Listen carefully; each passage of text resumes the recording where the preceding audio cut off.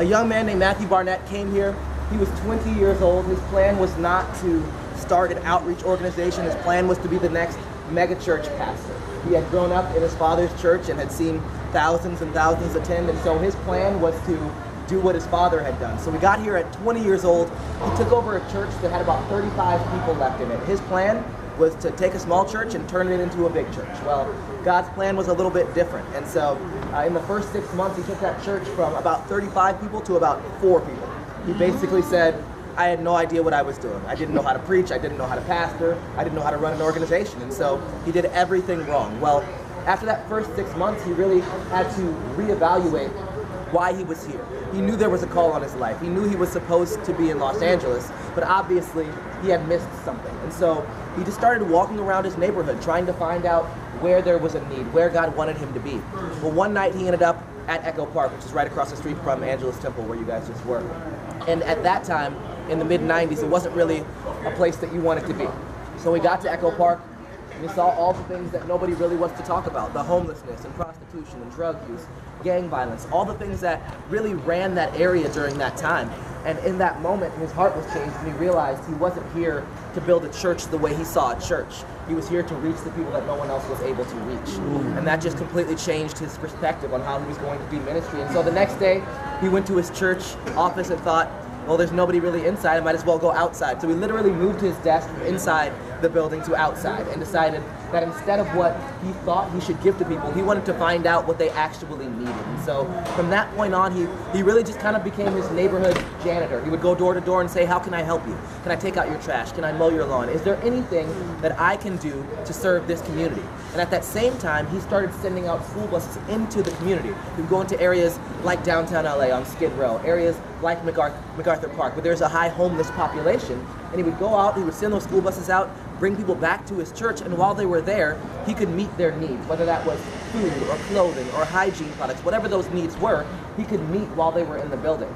But what he realized was that every week he would go out and he would meet those needs, and then he would go home, and the next week he would go back out and those same people would be in the same situations they had been in the week before. And that was when he realized he needed a 24/7, 365-day-a-year facility, so whether it was 2 o'clock in the morning or 2 o'clock in the afternoon, people could come and get the help that they needed. And so when he started what would later be called the Dream Center, it wasn't this building, it wasn't this property.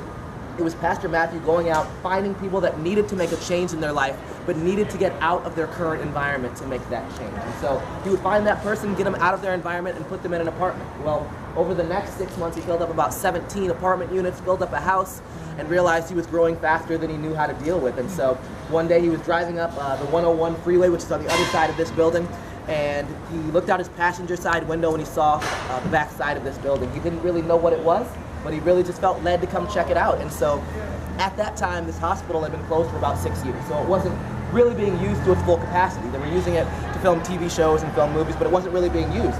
So he tried to come onto campus, and at that time they were actually filming a movie, so security politely asked him to leave campus. And so he walked off campus, walked around the corner, walked around another corner, and snuck back on campus and gave himself a tour of the property. He found out it was the old Queen of Angels Hospital that had been here for about 60 years, closed down in 1989, so it wasn't really being used to its full capacity.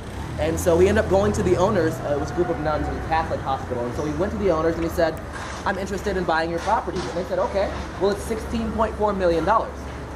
He's 21 years old. Of course, he doesn't have $16 million. Well, he ended up flying back to Phoenix, Arizona. He met with his father and just passed his vision to his father and explained what he wanted to do. Well, he and his father, Pastor Tommy, flew back out to Los Angeles. They met with the owners, and they just kind of shared what they wanted to do. They said, first, let us be fair and tell you that we can't offer you $16.4 million, but let us explain what our plan is. And they cast their vision. They said, we plan to run these programs. We want to help this community. We believe that whoever stays in a neighborhood the longest is going to win that neighborhood. And so we plan to outlast the drug dealers and outlast the gang members, outlast the violence, and make a real difference in this community. And at the end of that, they said, but we can only offer you $3.9 million for your $16.4 million property. And these nuns said, we'll take it. And so in '96, they bought it for less than a quarter of the asking price, under the agreement that they would pay it off in a year and a half. So through a series of miracles, and with a mostly homeless congregation, they managed to pay off $3.9 million in 18 months. And so everything that I'll show you is completely owned, free, and clear. Behind me, this is our main building. So there are 15 total floors in this building, 8 on that side, an additional 7 on that side.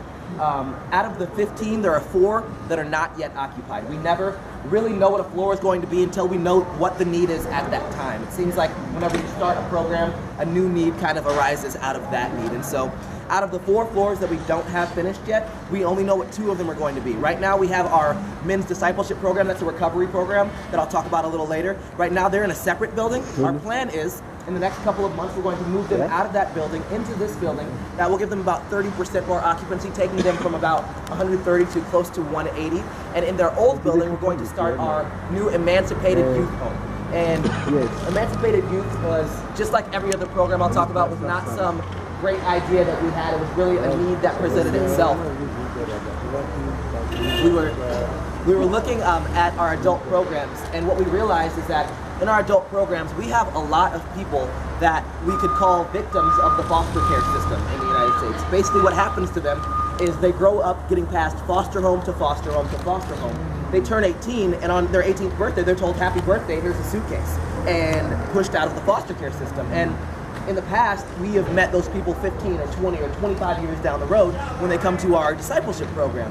What we realize is that if we could just meet them at 18, we could make so much of a difference so much earlier. And so we're starting our Emancipated Youth Home to work with the foster care system, so when these kids age out of foster care, they have a place that they can come, finish their education, learn a skill, and have a shot at life that they otherwise wouldn't have had. And so we're looking to open that up in the middle of the fall of this year. Do you have questions about anything so far? Anything at all? Okay.